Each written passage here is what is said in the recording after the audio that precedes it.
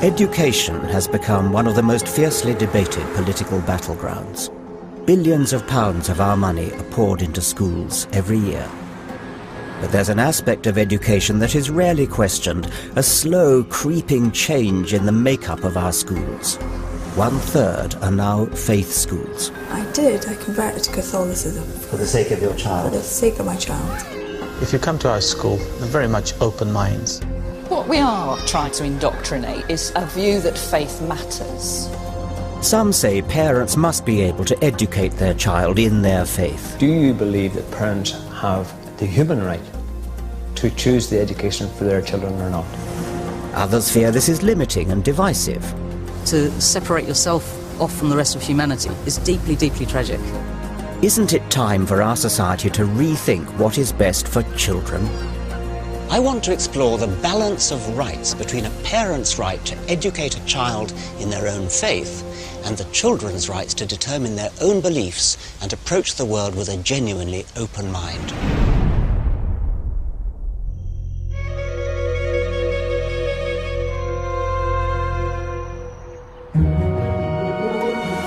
One in 3 state schools in our country is now a faith school, a school with formal links to a religion.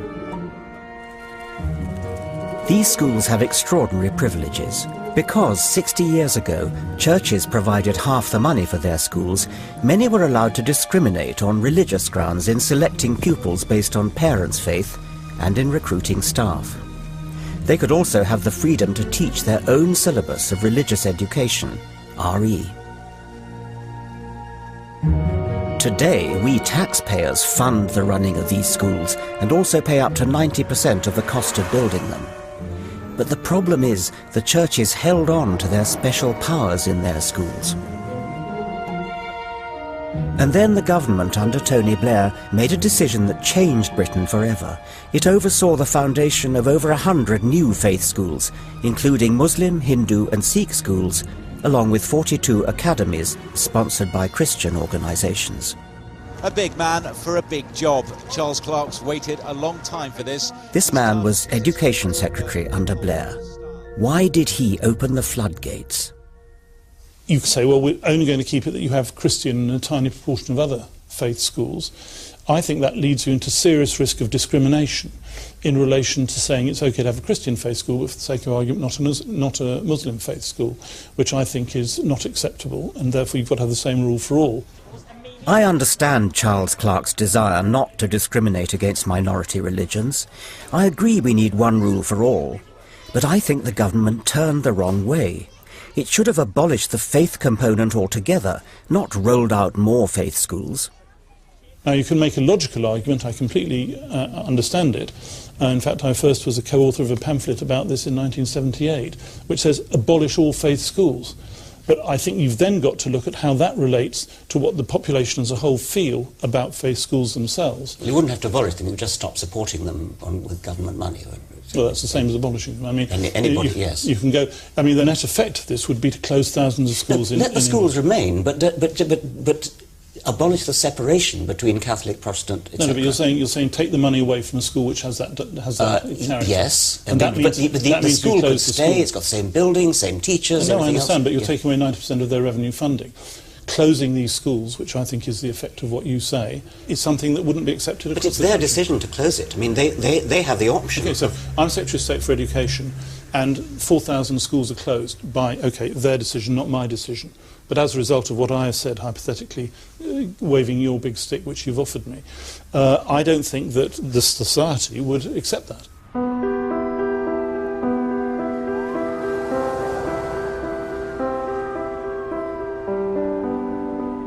Having been a key player in this huge gamble with our country's education system, you'd hope there'd be more enthusiasm and conviction in Charles Clarke's backing for faith schools. In fact, we find he used to be against faith schools, and his main defence of them now seems to be that voters wouldn't agree to abolishing them. And I'm not at all convinced Charles Clarke is right about public feeling. In fact, we commissioned an ICM opinion poll that showed a clear majority, 59%, still believed that schools should be for everyone, regardless of religion, and the government should not be funding faith schools of any kind. I believe the government must act and take the faith out of faith schools.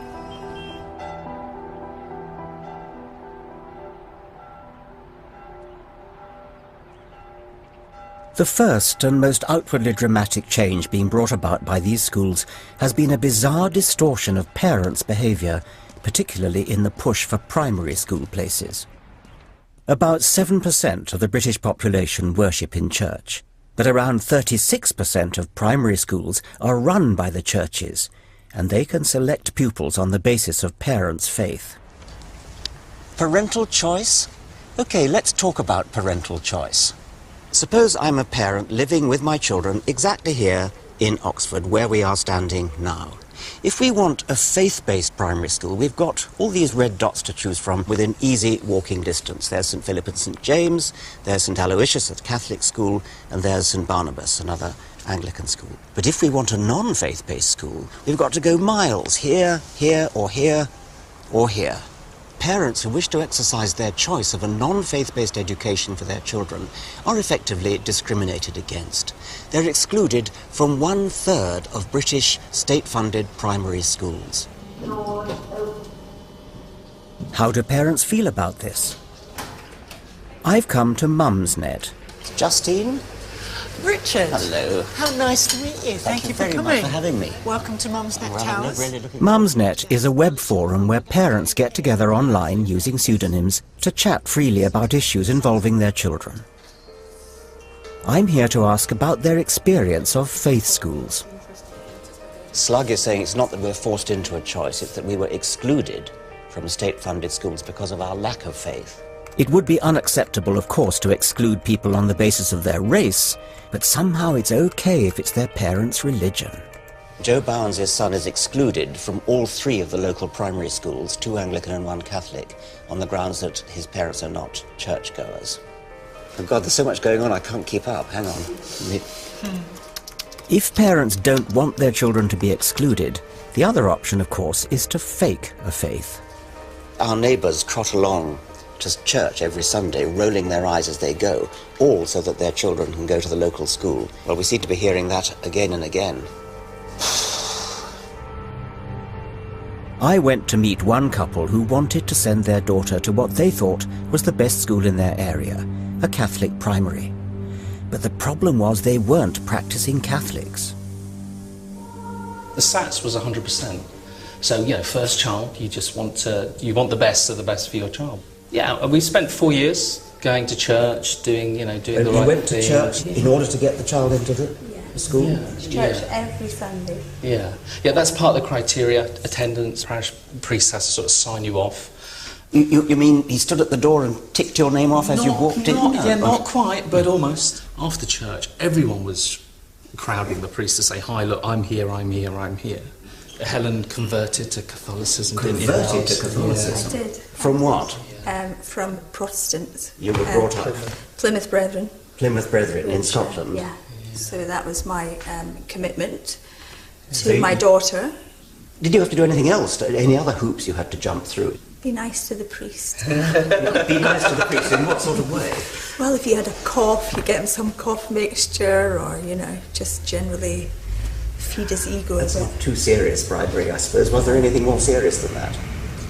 Well, it got to the stage where it was sort of hinted at that things like the church roof needed fixing, and the fee of £5,000 was sort of bandied about that if you sort of contributed that amount, your child was guaranteed a place in school. But if you gave £5,000 to the church, you guaranteed a spot. You would get your child into school guaranteed. Yeah, oh, absolutely. Because it's not money to him, but if his church looks like it's getting bums on seats on Sunday, if the coffers are full, he's doing a good job, isn't he? Because he actually said that to me. It's about bums on seats. We contacted the priest in question. He denied these claims and stated he had nothing to do with admissions, which were dealt with by an independent body. Of other faiths, the Church of England told us that not every admission to their schools is based on parents' religion, and it hopes no parent feels compelled to worship to secure their child a place. The Board of Deputies of British Jews makes no apology that parents must demonstrate a commitment to the values and ethos of Judaism. But why are parents who hold no faith sending their children to faith schools? It seems to be about results. League tables show that of primaries last year with perfect SAT scores, 2/3 were church-run. So what's going on? Are faith schools better? Surely God isn't helping pupils in exams. Through a massive analysis of 500,000 primary school pupils, this man now has the authoritative answer. We could compare children who live in the same postcode, so you'd be comparing houses next to each other. And if you do this and compare children in these very similar circumstances, one going to a faith school, one not going to a faith school, you find actually the rate at which these children progress is very, very similar. There's not much of a performance advantage when measured on these terms. So the kind of upshot of that is that really all the performance advantage they observe for faith schools is to do with the motivation of the parents, it's to do with the background, their wealth. So the evidence suggests that the idea that improved results in faith schools are due to faith is a myth. It's about the social level of pupils and the pushiness of parents prepared to jump through hoops to get their children selected. Do we conclude from this then that parents are wasting their time struggling to get their children into a faith school? Well, this is what, looking at the data that we've got, that's what the conclusion you would come to. It might seem that there's nothing deeply wrong with parents making a pact with beliefs they don't hold in order to get their children into faith schools. A little harmless hypocrisy, perhaps. But I worry that these parents may be unwittingly saddling their children with ways of thinking that are hard to shake off.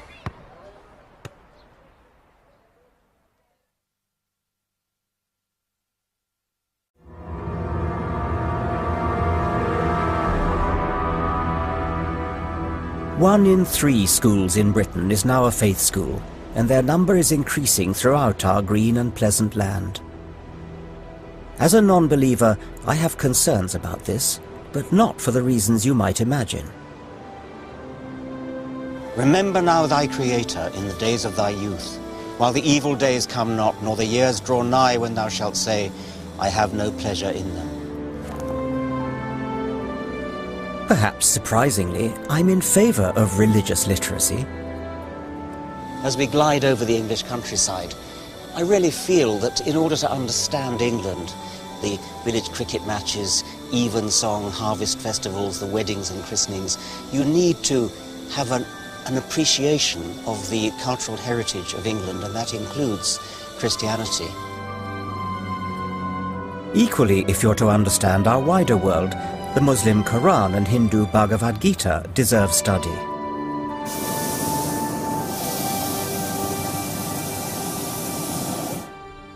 Stay me with flagons, comfort me with apples, for I am sick of love. It's not all that surprising that I enjoy reading the Bible so much, because, at least in the 17th century King James Version, it is most beautiful English. Go to the ant, thou sluggard, consider her ways and be wise.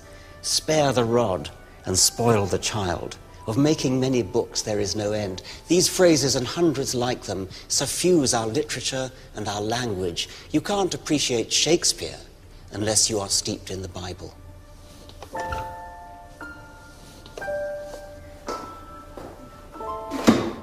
While I think it's important all schools teach about the culture of religion, I'm worried that faith schools are allowed to do far more.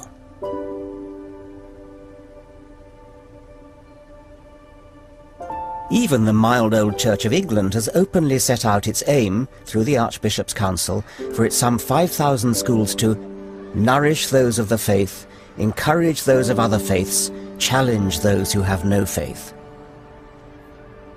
What does that mean for those on the sharp end, our children? I suppose what we are trying to indoctrinate into is a view that faith matters. What you would expect here is to find that the collective worship means something. But the main aim is to not just learn about major faiths, but to have something of an experience of faith.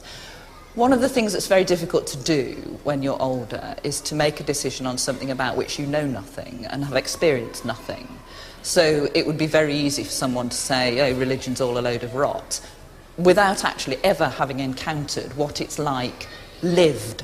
And so the Christian Foundation enables some of that to be part of these children's experience, not in a way that expects them to sign on the dotted line, but to say, this is what it is like. It's part of your learning and your education to see how it works.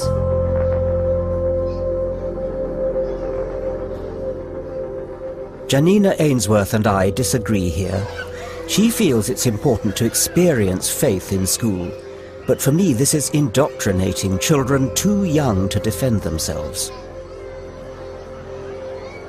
I worry that religions like getting to children young precisely because that's when they're at their most impressionable. I'm going to show you what it's going to make next. It's going to be a box. Are you ready for the box? Okay, there. There's a box. You see its lids there? I can make a hat out of it. What, like that? No. Put it on me! Thank you. Some 60 years on from my childhood, I can still remember how to fold a piece of paper into a Chinese-style boat. It was a craze at my school. This is going to be difficult. This is the difficult bit now. I know. Pulling that out, pulling that out. Pulling up the sails. Is it Chinese boat? It's a boat. Windmill Primary School in Oxford is no faith school, but I've come here to demonstrate children's natural propensity to absorb new information. A sailor went to sea. I've reminded one pupil of a well-known clapping game. See.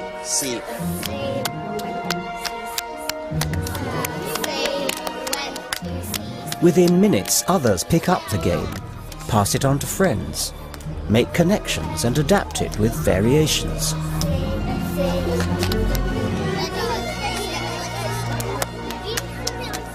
Children love to imitate, they love to join in. There's something compelling about ideas and the way they spread through minds that are a bit like sponges.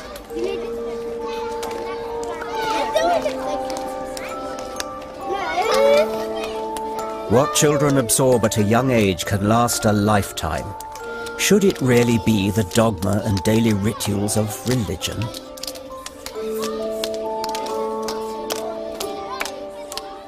And faith schools do much more, of course, than hymns and prayers. The hard edge of the indoctrination goes on in RE, religious education, for which many faith schools teach their own syllabus, and often parents contribute money for the lessons. We weren't granted access to film any RE or faith studies at a Jewish or Catholic school. So I turned to someone who has systematically collected information for years on what actually goes on. The problem is that it's totally deregulated. The governing bodies of state-funded faith schools have control over their religious education curriculum. Ofsted inspects the religious education in other state-funded schools, but in state-funded religious schools they have their own religious inspectorates to inspect those lessons. Yes. And that really compounds problems in other subjects. So a lot of faith schools, particularly Catholic schools, will teach their sex and relations education in their RE. Lots of faith schools do the same with citizenship education, so all those subjects become seen through a religious filter. How much time do they actually spend on faith as opposed to ordinary education? Well, we have an example here of a Jewish, state-funded Jewish faith school, where in Year 7, that's the first form in secondary school, pupils have 8 hours of religious instruction every fortnight, which compares with 6 hours per fortnight for science and far outweighs any subject in the secular curriculum.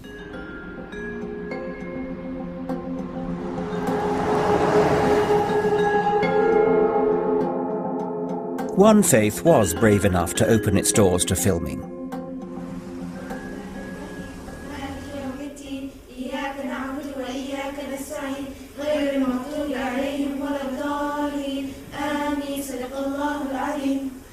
Right, Assalamu alaikum girls. Right, now, we know what we're going to do this lesson.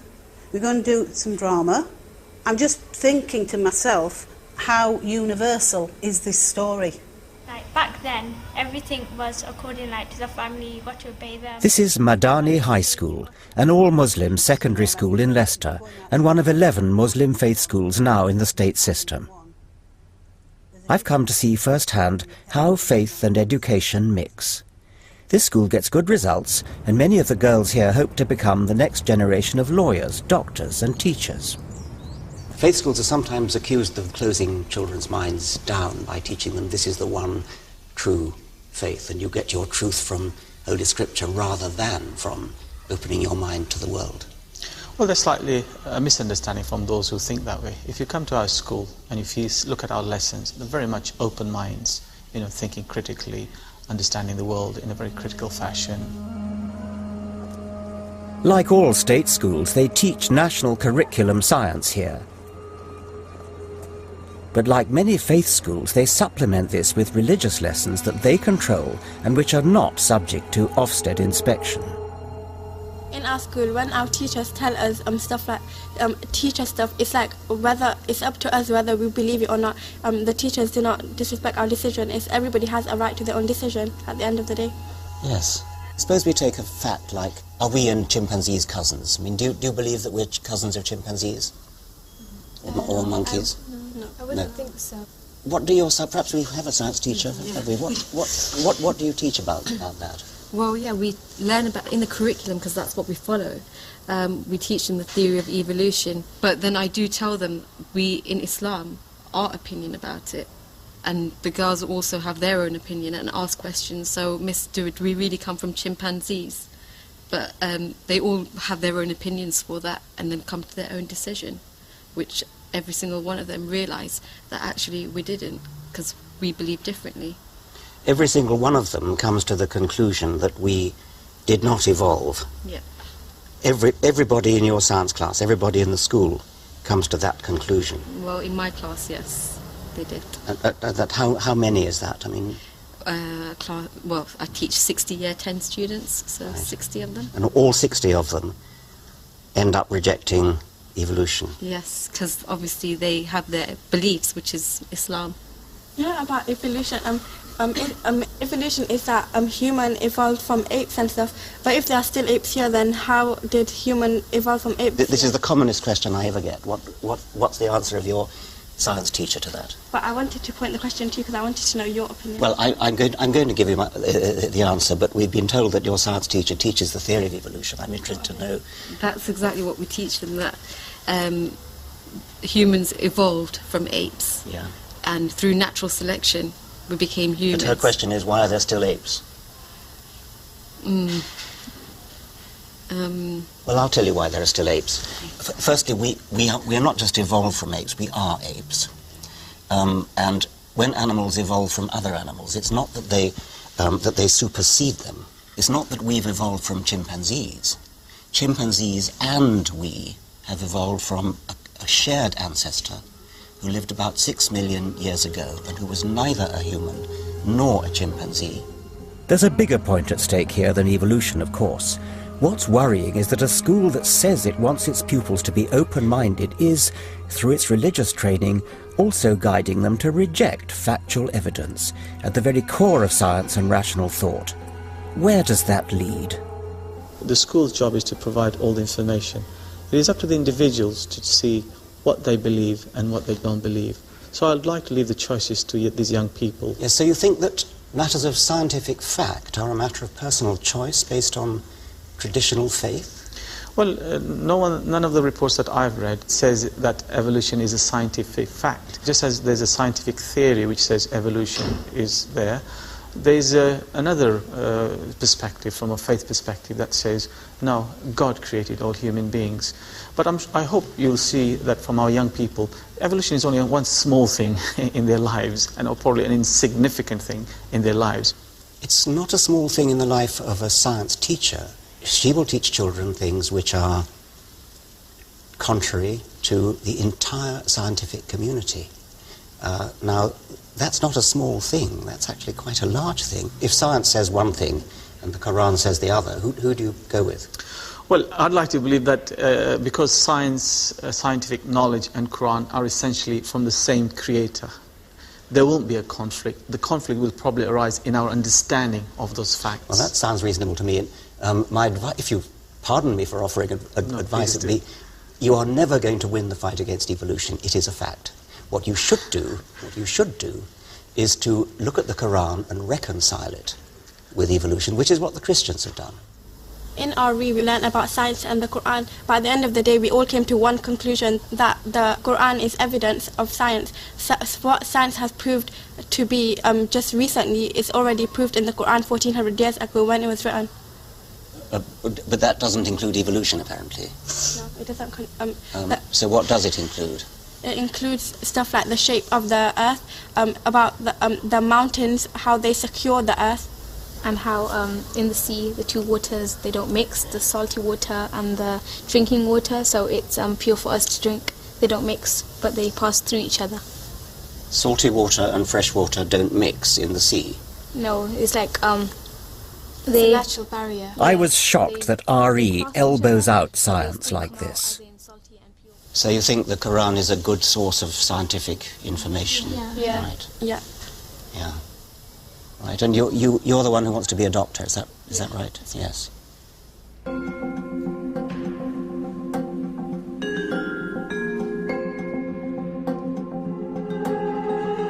I can't be sure indoctrination triumphs over real learning like this in other faith schools, but I do worry there's nothing to stop it happening. I think RE must be taught critically so that the factual evidence of history and science are properly respected. In my view, RE should be part of a national curriculum and subject to Ofsted inspection like other subjects. The Church of England told us it wouldn't oppose a national curriculum for RE, and I welcome that. The Board of Deputies of British Jews claims critical thinking is intrinsic to Jewish faith education, and their inspectors inspect their schools' RE in a way that matches Ofsted requirements. But then, why not let Ofsted inspect their RE in the first place? I think there's something deeper going on here. Supporters of faith schools claim they're in some way necessary to allow groups to hand their religious culture down the generations. I understand the argument, but what is the impact of this across our society? One former Muslim feels concerned that faith schools are resurrecting barriers where there need be none.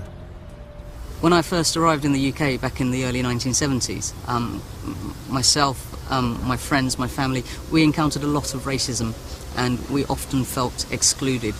And things have improved, and it shocks me, it saddens me that people like me are now choosing to self-segregate when others have worked so hard to allow us to mix and to join in and to be part of a wider community. For me, what's exciting about the world is the range of ideas we can encounter, and to separate yourself off from that, from the rest of humanity, frankly, is deeply, deeply tragic. Some faiths claim they actually promote community cohesion through their schools, and that this is recognised by Ofsted. But, as we've seen, Ofsted doesn't inspect what's taught in faith schools' RE lessons, nor does it consider the school's admission policies, which can discriminate along religious lines. I'm worried that faith schools in fact encourage separation from mainstream society. Now I want to ask how important it is for parents to have the right to preserve their culture through their children's school, or whether this creates a dangerous and divisive them and us mentality.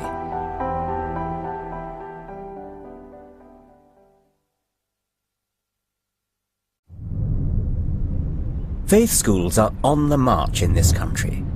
One of the key claims of their supporters is that they create a confident sense of identity amongst pupils. But that very sense of identity tends to set them apart from others schooled to believe in a different God or a different theology. In not mixing at school, surely there's a danger that these children will grow up as strangers.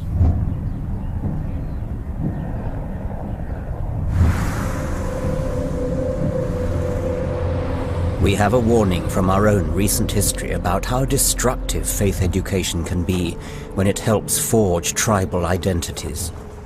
The human psyche has two great sicknesses. One is the urge to carry vendetta across generations, and the other is the tendency to fasten group labels onto people instead of seeing them as individuals. One of the great scars is Northern Ireland, where you can see the badges of Protestant-Catholic divide on walls and flags, on bunting, wherever you look.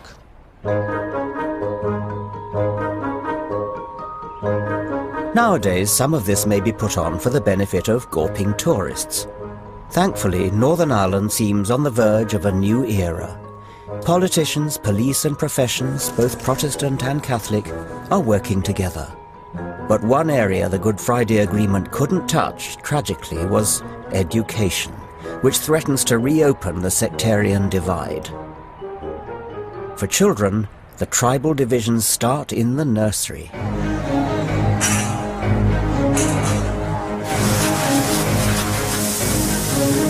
In July 2010, it was reported to be children as young as 9 who led the riots, throwing stones and shouting abuse at the other side.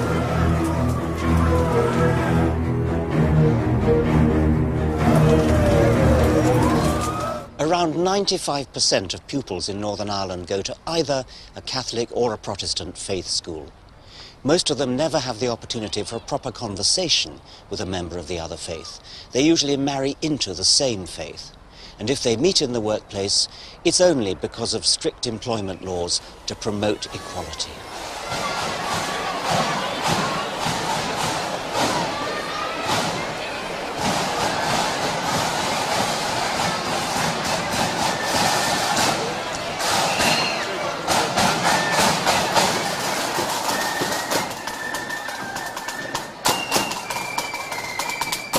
Surely here, of all places, they can't see segregated faith schools as a good thing.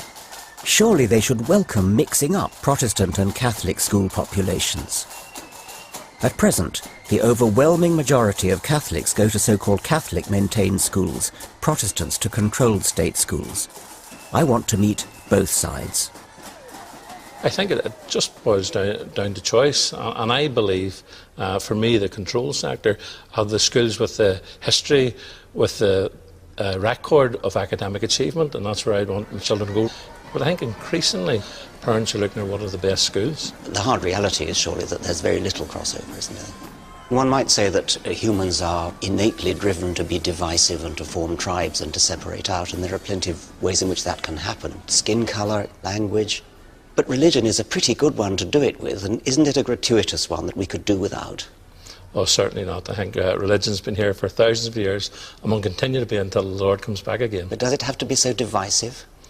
I personally don't see it as divisive. You don't? I don't see it. You live in Ulster, you don't see it as divisive? No, I don't see it as I see it as us having differences, and hopefully we can work through those differences. Differences relate to our theology, the way we worship. I believe all our churches in need of a reformation, and I'd love to see another reformation come.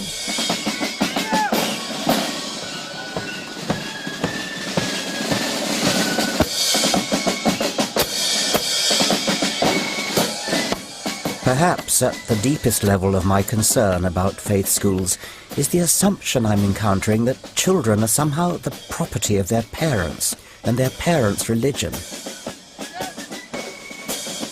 It's all about parents' choice, and I found that strongly echoed on the Catholic side.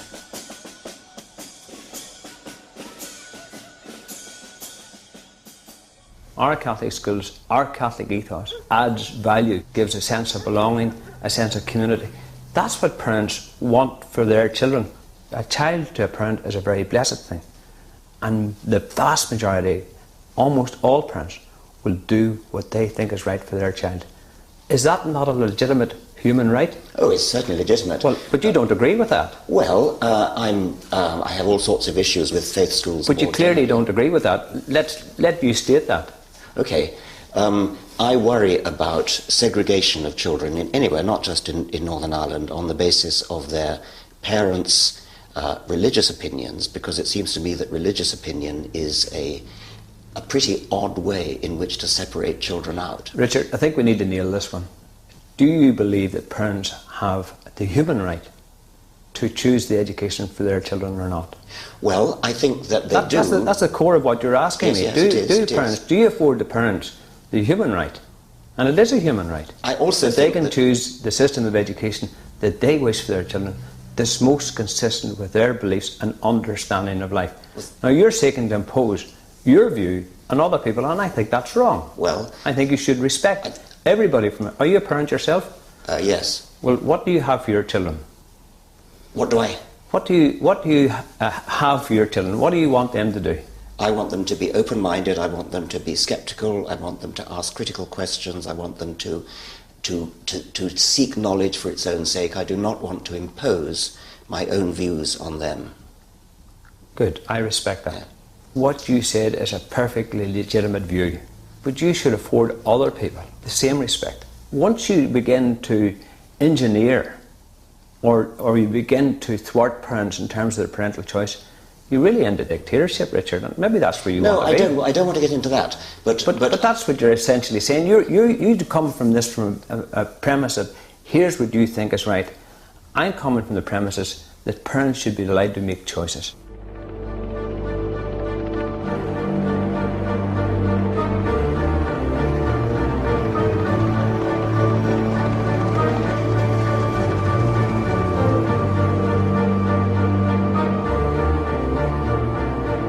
I do believe in taking the faith out of faith schools, and yes, that would impinge on both the Reverend Gibson and Mr. Flanagan's rights as parents to choose their children's education. But look at the result of parents' rights as exercised in Northern Ireland.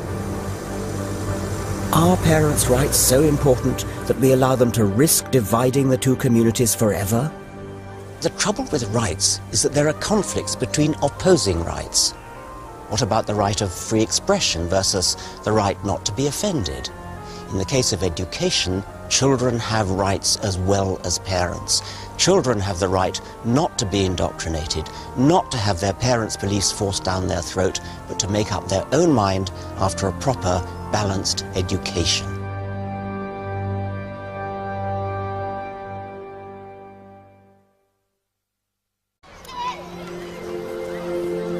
There goes a right-wing Tory child. I see there's a socialist child over there. Group of Lib Dem children over there. What have we got here? A group of logical positivist children. Existentialist child there. It's absurd, isn't it? We wouldn't dream of labelling children like that.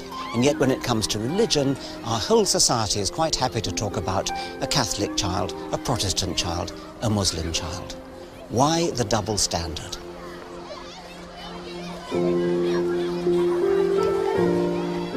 I've already set out why I think presumptions like this, rooted in the very idea of faith schools, are a growing menace.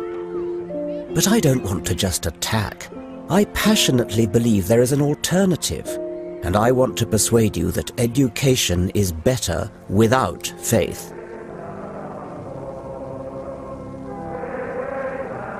I feel strongly about this because when I was a boy, I thought very traditionally and believed in God. But it was education that allowed me to change my mind and unleashed my curiosity. Any teacher or parent may influence children in many ways. We all have baggage. So how do we best respect a child's right to learn with a truly open mind? Young children are uniquely vulnerable to simply believing what adults tell them. So my starting point would be to give them tools to sort fact from fiction. When my daughter was 10, I decided to write a letter to her, asking her to think for herself about how we know the things that we know. How do we know, for instance, that the stars, which look like tiny pinpricks in the sky, are really huge balls of fire like the sun and are very far away? I mentioned one good reason to believe that anything's true, which is evidence, and I mentioned 3 bad reasons. There's tradition. Believe it because our people have always believed it. It's been handed down over generations. The trouble with tradition is that no matter how long ago a story was made up, it is still exactly as true or untrue as the original story was. There's authority. Believe it because your parents do. Believe it because a priest does. Believe it because a teacher does. Or because a holy book does. That's another bad reason to believe anything. And finally, revelation. Believe something because it just feels right. And next time somebody tells you that something is true, why not say to them, what kind of evidence is there for that? And if they can't give you a good answer, I hope you'll think very carefully before you believe a word they say. Your loving Daddy.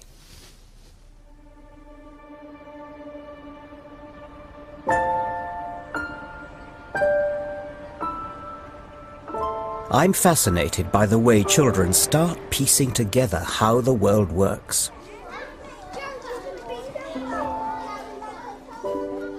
I've come back to Windmill Primary School to look at a new scientific study of how children are naturally biased to believe certain kinds of, ultimately religious, explanations. We've used a variety of different methods, just asking children to sort of spontaneously tell you what they think about the origins of things, and also then sort of presenting them with answers. So what we're going to do is we're going to play a game. We're going to look at some pictures. Dr. Deborah Kellerman is a leading child psychologist at Boston University.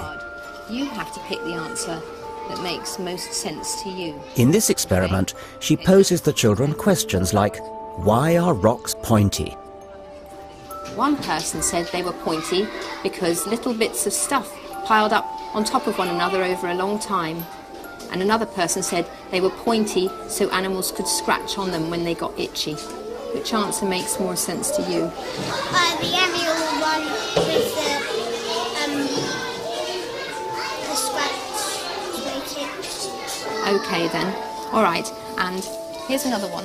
What you find is kids have a tendency, clearly from about 4 years of age, to endorse a sort of purpose-based explanation, or to give you a purpose-based explanation for the origins of things.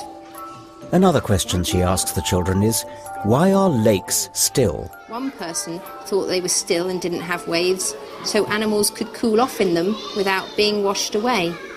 And another person thought they were still and didn't have waves because no moving water ever ran into them. Which answer makes more sense to you? Animals could be cool without being washed away. So that animals could be cool without being washed away? Animals could wash in them without getting washed away. Okay, brilliant. Because no moving water. Okay, excellent.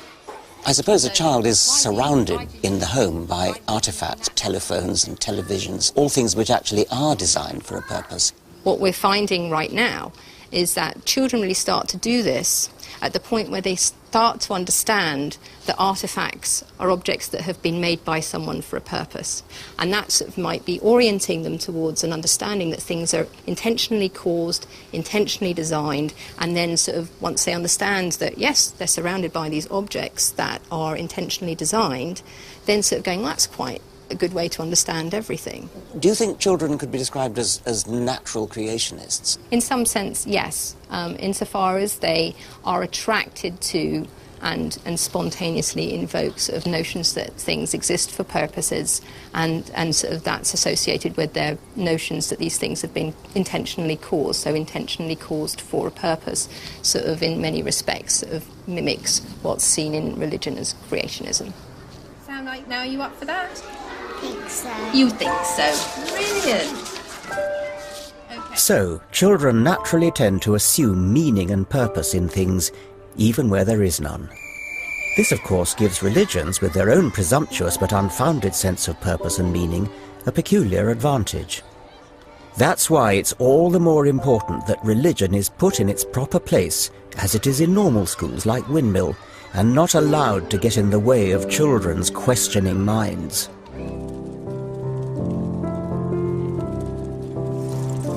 Rather than indoctrinating children in faiths that can only preach a limited view on the deep questions of existence, how much better instead to fire children's curiosity about all the extraordinary questions we have yet to answer.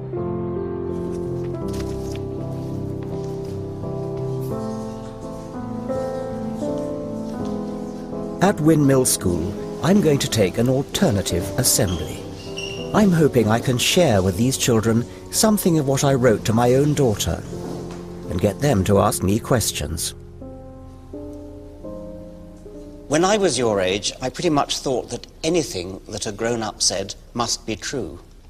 But that can't be right, can it? Because different grown-ups say different things and they don't always agree. How do we know what's true? You've probably all heard about a great big meat-eating dinosaur called... Do you know what that's called? T-Rex, that's right. Yeah. Tyrannosaurus Rex. Now, if I tell you that T-Rex was about as long as a double-decker bus and was taller than an elephant, it'd be very sensible of you to ask me how I know these amazing things. So evidence is a good reason for believing. Our greatest responsibility in education is to unleash children's curiosity and never limit their questions. You and I are really very lucky. We're lucky because we live in a country with a long history of thinking for ourselves and asking questions. We're lucky because we live in the most extraordinary world. It's a real world of real evidence. And I hope that you'll enjoy finding out much more about its wonders.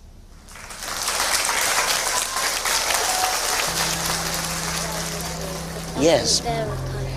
Well, the horseshoe crabs haven't changed very much. Lots of other things have changed a lot since that time. How did the sun come? Well, the sun came from a huge great cloud of gas which came from an earlier star that exploded. How did the dinosaurs die? Well, probably what happened was there were lots of fires, and there was a huge lot of steam and smoke and dust, and a great big cloud formed all around the Earth, and so the sun couldn't get through. That's what people think, but nobody really knows, and you have to ask what the evidence for that is. Professor Dawkins sparks controversy when he blames religion for much of the world's pain and suffering. That's The God Delusion, next Wednesday at 9. And this Saturday at 10, Richard Dawkins extols the genius of Britain, demonstrating that its great scientists and inventors have created the modern world. Next tonight, a Time Team special on the secrets of Stonehenge.